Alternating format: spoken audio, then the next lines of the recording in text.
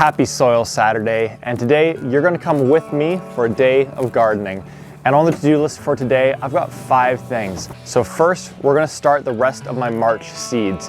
Second, we're going to clean up the tulips and daffodils so they look really nice through the spring here. Third, I'm going to prep my garlic to make sure that it's all set to put on its spring growth. Fourth, we're going to prune off all the dead growth on our raspberries. And lastly, I'm going to set up a circular raised bed. So let's dive in and get some seeds started. So you might be wondering, what seeds am I starting in March? And for background context, I'm located in zone 7B. So for me, it's still fairly early on in the season. And so I have already started my early girl tomatoes. I did that as a bit of a test run to test out my new indoor seed starting area. And for today, I'm gonna be starting my Sweet Millions. Hands down, my favorite cherry tomato. Super, super flavorful, really high production, absolutely one of my favorites. And as alluded to just a second ago, I actually don't start too many seeds in March. What I've found over the last 2 to 3 years is just, starting earlier, it's only been causing me more headaches and stress than starting them a little bit later.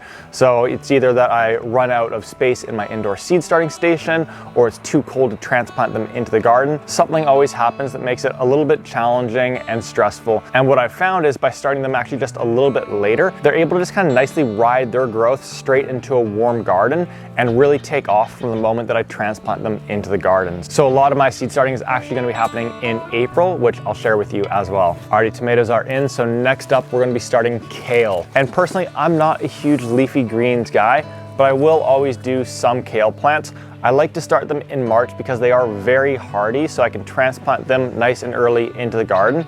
And then throughout the season, they're just a really hard-working leafy green. So they're not going to bolt, go to flower, anything along those lines. They're just going to continue to produce leaves all through the season and into the winter. The way I look at it is that leafy greens are pretty much just a vehicle for some kind of dressing or sauce, something along those lines. So I'm looking for something that will ultimately yield a lot of leaves without putting in tons of energy, because it isn't one of my favorite crops. Alrighty, those are all set, so we're gonna slide those over. I'm gonna grab one more tray from down here for the last seed I'll be starting, and that is basil. So I'm gonna go ahead and start filling this tray up. Now you might be wondering, why do I have this brown tape across the middle? And the reason why is because I always love to be doing different little experiments. So on one half, I'm gonna start all of those seeds in my worm casting seedling mix. I'm gonna show you how well it's working with some of the seeds that I've started a little bit earlier on in the year in just a second. And then on the other side, I'm gonna start all of those seeds in just a standard sterile seedling mix that I bought from the store. And for myself personally, I don't like utilizing just a pure sterile seed starting mix. I find they dry up really quickly, but kind of even beyond that, when we think about what's most natural for these seeds, well, if they were to ultimately, be growing out in nature somewhere, those seed pods would fall into the earth, and then when it gets warm enough, they would germinate, begin growing in a completely non-sterile environment, totally surrounded by microbial life, bacteria, organisms, etc. And so I like to introduce them to that as quickly as possible, which is why I have worm castings and compost in my worm casting seedling mix. Alrighty, so these babies are all set. And you might be wondering, am I actually going to be starting these outside here? Absolutely not. It is far too cold to be starting seeds outside, but it's a lot more peaceful, relaxing out in the gardens, listening to the birds, all that good stuff. But let's get these babies inside underneath the grow lights, and I can show you some of the seeds that I've already started. Like I said, not nearly as aesthetic of a backdrop as the outdoor garden, but I want you to come in here and take a look at some of these seeds I've already started. So first up here, as I mentioned, I started my early girl tomatoes a couple weeks back to test my new seed starting station here, make sure everything's working. And these honestly could not be growing better. You couldn't be happier with where they're at for only a couple weeks in. Now, right behind them, I'm just gonna kind of push them to the side here. What you can see is I've got all of my peppers right behind them here.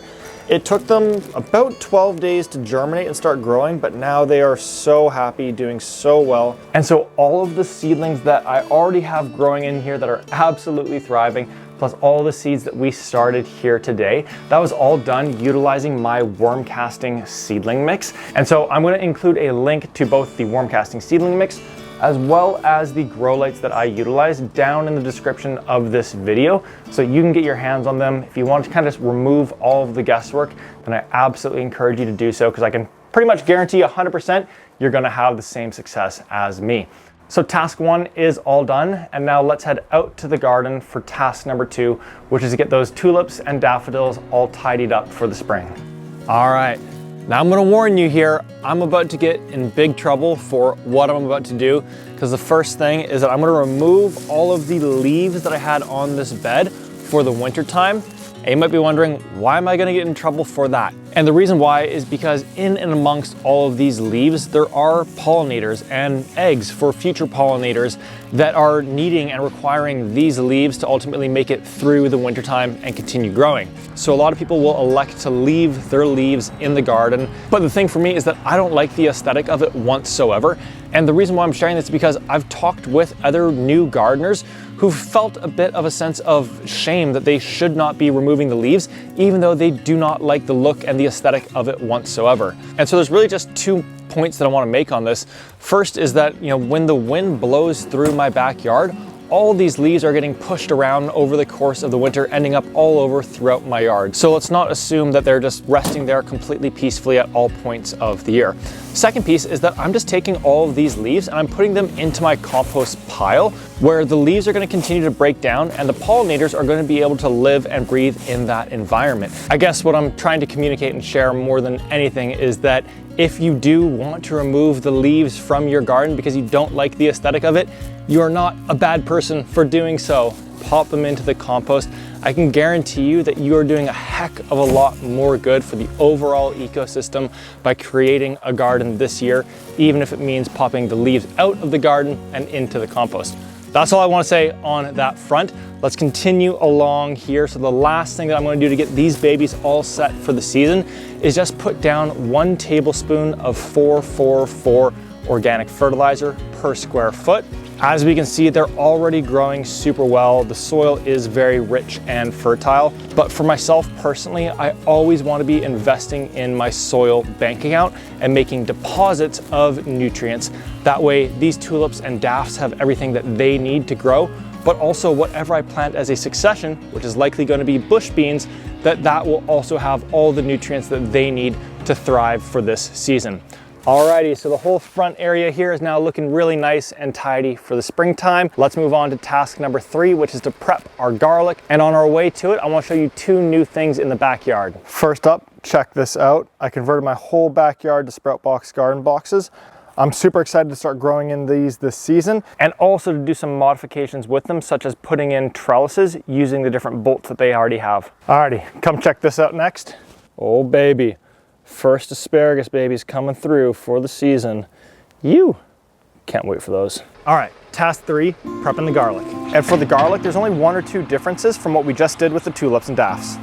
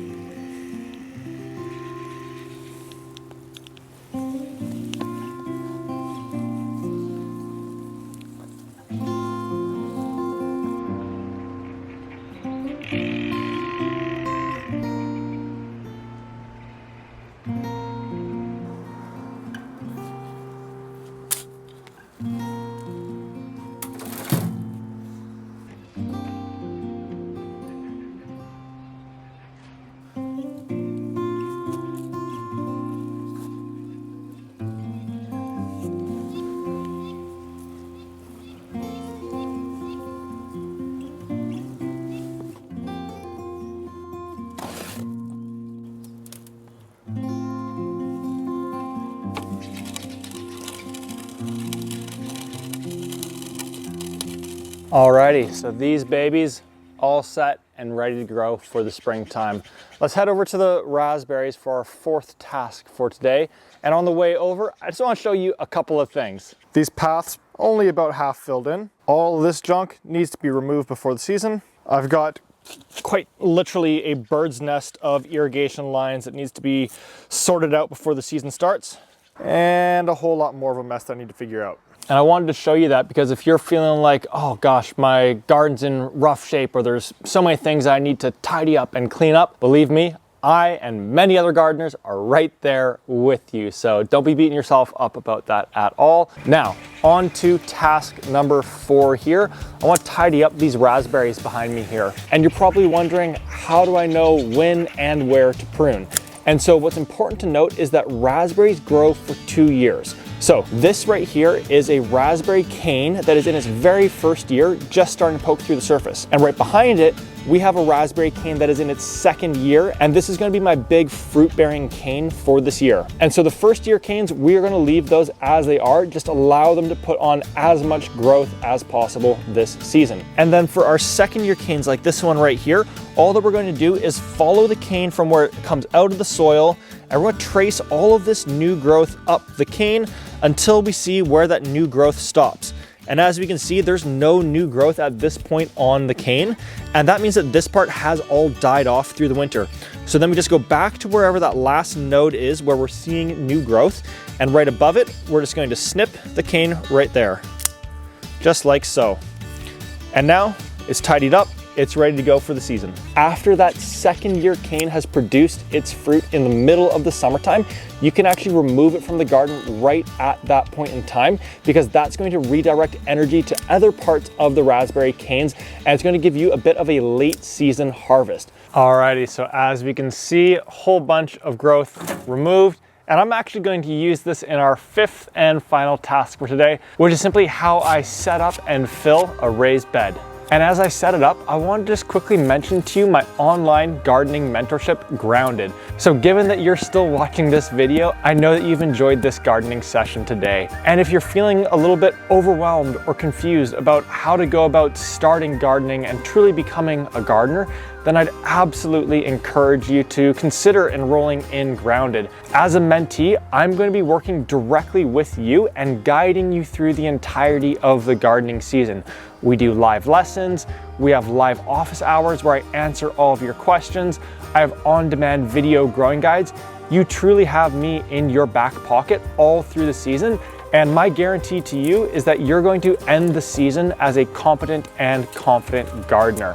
So I'd absolutely love to have you join myself and all the other like-minded mentees that are already in the program, because I know that you're going to absolutely love it. So in the description of this video, there's a link that you can click on to learn more about Grounded. And from there, you can book a one-on-one enrollment call with me. And I would absolutely love to speak with you to learn how I can support you in becoming a gardener this season. Whew, all right, it is all done. Thank you so much for coming along with me on a day in the garden here. Hope that you've enjoyed it. As mentioned, check out the link in the description of this video about Grounded. Would absolutely love to garden with you this upcoming season. Speaking of that, I actually have to hop onto our weekly call right now. So I'm gonna get to that and I'll catch you on the next video. See you then.